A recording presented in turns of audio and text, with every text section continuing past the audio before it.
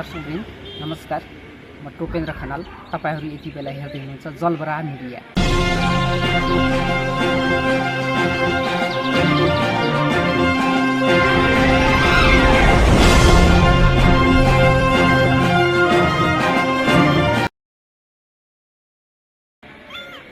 हामी यति बेला राजपुर गाउँपालिका वडा नम्बर 2 को बेला भन्ने गाउँमा छौं र मसँग हुनुहुन्छ बेला प्रहरी चौकीका वरिष्ठ हवलदार साहबजी हुनुहुन्छ। यहाँलाई कार्यक्रममा स्वागत छ। नमस्कार, म वरिष्ठ हवलदार वीरबहादुर राठौर। अहिले यो ग्यासको कालोबजारी हो अथवा चाहिँ यो नेपाल सरकारले पुर्याउन नसकेको हो, यो व्यापक चाहिँ हामी सबै नागरिकहरूले एक प्रकारले शास्ति भोग्न परेको अवस्था छ। यसको बारेमा यहाँहरूको बुझाइ के छ? हाम्रो बुझाइ चाहिँ ग्यास चाहिँ टाइममा भने जस्तो गरी ग्यास नआएको देखिन्छ। पूर्ण टाइममा आउनुपर्ने त्यो नआएको देखिन्छ। बुझ्दाखेरि जे पनि यो ढिला आउँछ ग्यास। पहिला हाफ थियो, हाफ हुँदाखेरि अलि धेरै आउँथ्यो। अहिले चाहिँ यो फुल भएको हुनाले अलि कम आउने उनीहरूले माग भन्दा पनि यहाँ चाहिँ 100 पिस माग गर्नुहुने चाहिँ यहाँले हामीले बुझ्दाखेरि र उहाँलाई 50 पिस 40 पिस आएको देखिन्छ। पहिलो लटमा 40 पिस आएको देखियो, अहिले चाहिँ 50 पिस। यहाँको क्षेत्रभित्र यसरी चाहिँ ग्यासका डिलरहरू कता कता रहेको पाउनुहुन्छ यहाँले? हाम्रो चाहिँ बेला एरियामा 2 ठाउँ छ। भेरीको यो यहाँ भयो सरवनको, अब त्यो यो राप्तीको भयो सरवनको चाहिँ। भेरीको चाहिँ एउटा छ शर्मा सन्दीप शर्माजीको। अब फेरि राप्तीको चाहिँ अर्को मटेरियामा छ रूपेन्द्रजी। कालोबजारी नहोस्, त्यसरी वितरण नगरून् पसलवालाले भनेर चाहिँ हामी प्रत्येक दिन हजुरहरू लगायतलाई त्यति खबर गर्न त पाइएन। तर हाम्रो चाहिँ व्यक्तिगत रूपमा हाम्रो हुन्छौँ नि, हाम्रो कार्यालयबाट हामीले चाहिँ अनुगमन गरिरहेको हुन्छ। उहाँहरूले चाहिँ त्यस्तो हुँदैन। अहिले कतै लुकाएर राखिएको अवस्था फेला पर्यो भने त्यस्तो लुगाउने चाहिँ डिलरलाई के कारबाही छ? आम दर्शकहरूले हेरिराख्नु भएको यसमा कालोबजारी गर्नलाई चाहिँ हामीले चाहिँ यहाँबाट माथि कुरो उठाउँछौँ। चालु कार्यालय नेपाल सरकारको प्रचलित कानुन कारबाही हुन्छ। यो बारेमा हामीले यति नै हुन्छ भन्ने चाहिँ आज हामी यो 2083 साल श्रावण महिनाको 25 गते सोमबारका दिन बेलामा छौँ। अब हामी यो 2 नम्बर वडामा रहेका डिलरहरूमा निरन्तर रूपमा हामी अनुगमन गर्छौँ। वरिष्ठ हवलदार साहब, हामी चाहिँ सँगसँगै जान्छौँ। यहाँले चाहिँ सोधपुछ गर्नुपर्ने हुन्छ। हामी अघि बढ्छौँ। तपाईँले कुनै पसल त्यस्तोलाई दिने गर्नु भएको छ? पसलले कोही लग्नुहुन्छ। तपाईँबाट एकमुष्ट लग्ने हुनुहुन्छ कि त्यस्तो अलि 2-4 पिस यसो उहाँ लगेर अर्कोलाई दिने व्यापार गर्ने होला त्यस्तो कोही हुनुहुन्छ हो। त्यस्तोलाई चाहिँ अलि विचार गरेर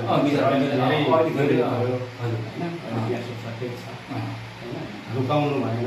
होइन, गाउँमा त्यस्तो हुनु त्यस्तो छैन। हामीबाट त्यस्तो हुँदैन। अब छैन त्यस्तो देख्यो पाइयो भने अब कानुन ठिकै हो। अब सेवा दिनु पऱ्यो। तपाईँ हामी सबै मिलेर अब अत्याधिक मूल्य नै त्यस्तो छैन। सरकारी पुलिसको ग्यास त्यही नै हो हामीले। ल हस्, यति नै हो हामी अन्त दर्शकवृन्द, प्रोप्राइटरका कुराहरू सुन्नुभयो। हाम्रो चाहिँ प्रहरी निकायले चाहिँ छानबिन गरिराखेको अवस्था छ। अहिले ग्यास चाहिँ लुकाएर राखेको अवस्था, फेला परेमा ठुलो मात्रामा चाहिँ जरिवाना भनेर नेपाल सरकारले भनिराखेको अवस्था छ। त्यसैले हामी निरन्तर यो चाहिँ छानबिनको क्रममा छौँ। तपाईँ यति बेला जलबराह मिडिया हेर्दै गर्नुहुन्छ। उहाँले चाहिँ देखाउँदै हुनुहुन्छ। बाहिर छ आउनु, यो पनि हिँड्नु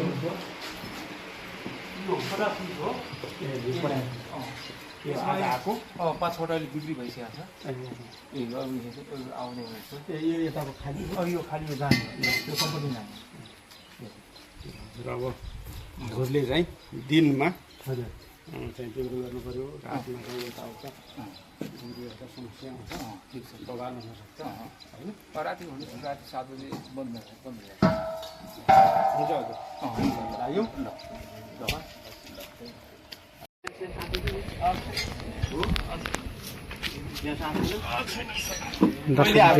पहिला हामी यति बेला राजपुर गाउँपालिकाको वडा नम्बर 2 बेला चोकमा छौँ।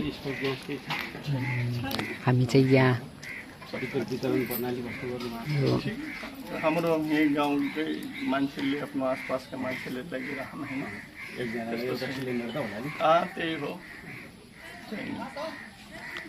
ग्यास आएको छैन आज आएको छैन अर्डर गरेको छ आएको छैन यसको मूल्य कसरी बेच्ने हो त्यही के अरे 2060 रुपियाँ 2060 हजुर ए त्यही नै छ मूल्य हजुर त्यही नै छ मूल्य चाहिँ समायोजन हुनुपर्छ राम्रोसँग त्यही हो आफ्नो गाउँघरका मान्छे आउँछन् अनि परिहाल चाहिँ आफ्नो नजिकको त्यस्तो हाम्रो यो पनि छैन 200-250 मगाउनु पर्ने छैन अब 40-45 एउटा कहिले 30 वटा मगाइन्छ त्यही नै हामीसँग भेरीको छ है छ। भेरीको ल हुन्छ हजुर हस् धन्यवाद।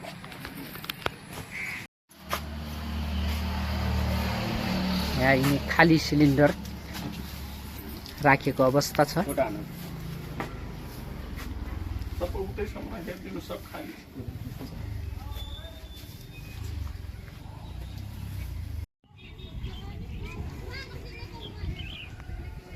नमस्कार आराम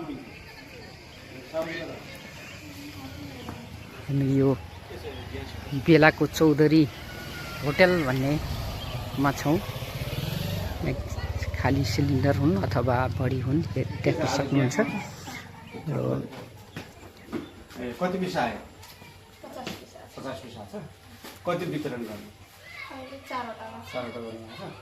रातमा चाहिँ नगर्नु होला है रातमा चाहिँ गर्नु भएन। कति बजी गर्ने गर्नुभएको एउटा सिलिन्डरलाई 2060 मा गर्नुभएको छ। र त्योभन्दा बढी मूल्य त लिनु भएको छैन। त्योभन्दा बढी मूल्य लिन पनि मिल्दैन होइन। यहाँ आएर लिँदाखेरि एकजनालाई एक होला एक घरलाई एक भने जस्तै त्यसरी गर्नु होला।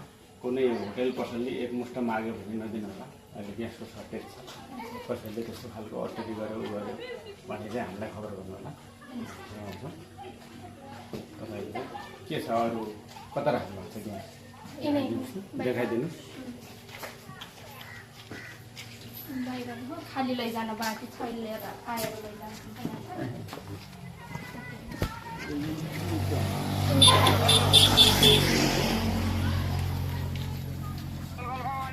झारेर 50 पिस छ होइन। हजुर 50 पिस यो के हो खाली अहिले लैजाने हो। फोटो भिडियो पठाउने आदेश वार्तावान सरबाट धन्यवाद। राम्रोसँग पारदर्शी हिसाबले अहिले ग्यास चाहिँ ठाउँ ठाउँमा लुगाएर राख्ने होइन कालो बजारी त्यस्तो भइरहेछ भन्ने कुरा पनि आएको छ। त्यसैले गर्दाखेरि त्यसो नहोस्। घरमै पनि थिएन आगोमा पकाइरहेको थियौँ हामीले त्यही हेर आज छरेको छ ग्यास हस् राम्रोसँग ल्याइदिनु होला। कालो बजारी नहोस् भनेर हामीले चाहिँ नजिकबाट हेरेका छौँ। धेरै धेरै धन्यवाद। हस्